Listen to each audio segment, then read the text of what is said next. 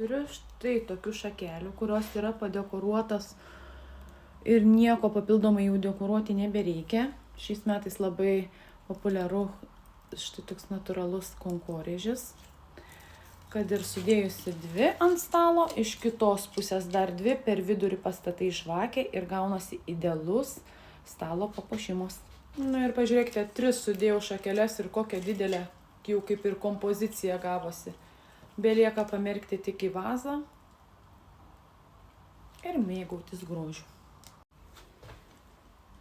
Čia sudėjau 5 šakeles ir pažiūrėkite, užpildė pilnutėlį vazoną. Tokias pat turiu ir ilgas šakeles, jos yra 60 cm. Viena šakelė. Taipogi labai gražiai snieguota su kankorėžiukais. Jau joms reikia tokios aukštesnės vazos, arba aišku, kotelį galima užlenkti, bet kas norite puošniau, tokio į aukščio daugiau, tai rekomenduoju šias būtent. O į šį didžiulį vazoną jau sudėjau 12 šakelių, nes jis yra pats vazonas labai didelis. Šitų ilgų 60 cm. Na ir pažiūrėkite, kaip gražiai atrodo su tom šakelėm pridėjau. Čia yra mažesnės, čia yra didesnės.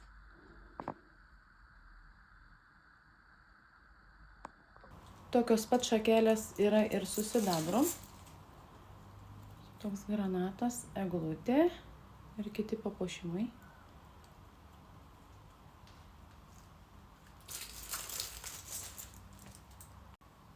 Ir tokios yra.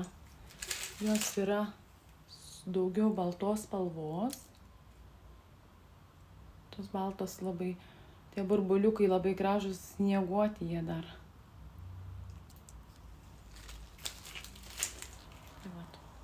Tai šių 3 rūšių turiu, su auksu, sidabru ir su baltu.